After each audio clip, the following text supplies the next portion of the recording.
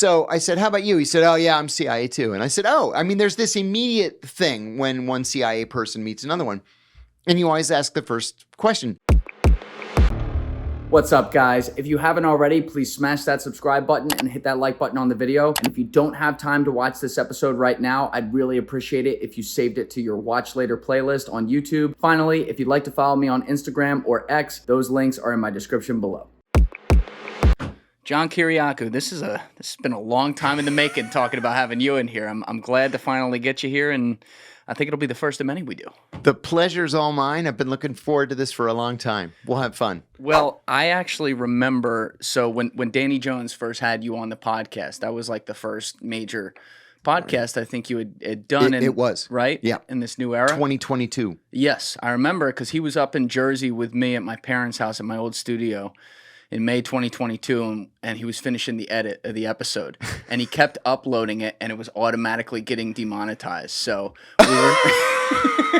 we're like, holy shit, the CIA's coming after Danny. Oh. And then we figured out, let's put it in 3 parts, and then it worked out, and the rest is history. And wow, now I did not know that. Yeah. That was the real story. Swear to God. But in all seriousness, I think you've done 3 with Danny, as well as a 4th that was with Andrew Bustamante, or Danny and my mutual friend who's been on our podcast a bunch. That podcast was excellent. We had a really good time. And, you know, beforehand, I just sort of wing these podcasts. I don't really prepare for them because I figure after all these years, if I'm not an expert by now, I'm not ever going to be an expert. So I know what I want to say. I know how to say it. I don't prepare. I started thinking a couple days in advance, should I prepare for this Andy Bustamante thing? And I thought, nah, it's good. I'm not going to prepare. And it went very well. I thoroughly enjoyed that debate. Yeah, he was here the day before, and we had known that was going to be coming or whatever because Danny's been trying to make that happen forever. But we were talking about you because obviously he hadn't met you before. And I told him, I said, you know what?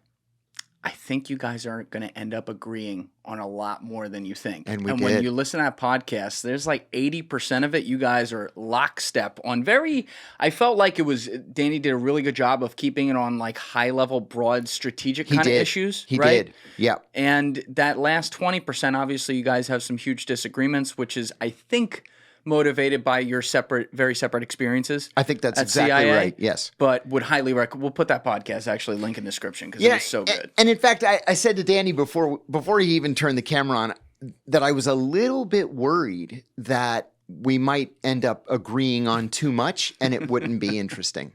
No, it was definitely interesting because when guys like you and Andy, even coming at it from some different perspectives, when you have been out in the world, in the field doing things, and I say the same thing about all my special ops guys that I've had in here and guys like that, it's not to say you're right about everything and I should just agree with what you say. No. Certainly not.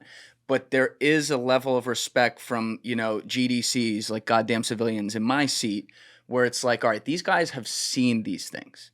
So I have to understand that like they have a greater view on how shit really works in the world, and it's very easy for me to sit here in my armchair and say you should have done this or done that, but it's not. The world is very, very gray. Oh, it is very gray. And, I've met a lot of these special ops guys, whether it's, SEAL team members or Delta or whomever, and you can tell who the real deal guys are. Oh, yeah. And you can tell who the phonies are. Oh, yeah. Yeah, I think I've told this story before. I was in the green room at Fox News. I used to go on the Tucker Carlson show a lot. Tucker's a good guy. Yeah. And I was in the green room, and there was a guy in there who I didn't recognize. And he said, whose show you going on? Because they do Fox and Fox Business at the same studio. Okay. So I said, I'm going to go on Tucker. And he said, oh, yeah, me too. You must be going on before I do. And I said, he said, who do you work for? And I said, I'm on because I used to work for the CIA. It's a long story. Yeah. Yeah, and I don't know who this guy is, so I'm not going to explain the whole background, and nor would he care. Right. So I said, how about you? He said, oh, yeah, I'm CIA too. And I said, oh, I mean, there's this immediate thing when one CIA person meets another one, and you always ask the first question, who do you work for? Right? I said, what division are you? Or what directorate are you in? Operations, it's operations, intelligence, science, technology, and administration. And he said, I'm in ops. I said, oh yeah, me too. What division were you in? And that's the real question right there, because you can't fake that. And he says, and listen, the answers are, I was in counterterrorism, I was in Near East, I was in, Russia, Eurasia, whatever. He goes, I was in, wet work, black ops, special activities. They don't say that. No, right? Nobody ever said. That's straight out of a bad movie. Yeah. So I just said, oh, that's cool. And then I went in and did Tucker. And we went to a commercial, and I said, Tucker, I think the guy in the green room who's coming on the show, I think he's faking it. And he's like, what do you mean? I said, he doesn't know any of the lingo that a CIA person should know. He's faking it. And he's like, oh, shit. He goes, I say something to the producer. Oh, I kind of forgot about it. And then a couple of months later, here's this guy in the Washington Post. He's arrested and charged with mortgage fraud because he went to the bank and said, I need a mortgage, but I can't tell you where I work. It's a special ops, wet work, black ops, secret CIA. And they're like, oh, here's a mortgage. And then he couldn't pay it. Matt Cox would say that's bad fraud. That's sloppy fraud. Yeah, right there. Sloppy. That's sloppy. At least back it up. That's unbelievable that someone like that would end up on a mainstream platform, though, like no vetting. Like I worry about that here because I'm an independent guy. What you see right here. So how much research are you going to be able to do? Exactly. This is what you get. But I will say with the spec ops guys I've had in.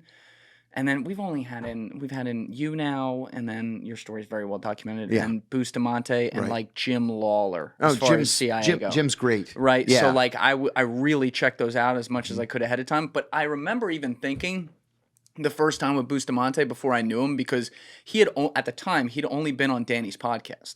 And so Danny had done some unbelievable podcasts with him that did like really high views. Big numbers. But Danny wasn't a clips guy. So Andy, for some reason, like wasn't viral yet. I was the clips guy. So like there was like kind of like we both then ended up kind of sending him all over the place after that. But I remember looking into it because I'm like, what, I'm a backwards hat dude in my parents' house right now. How the fuck can I figure this out?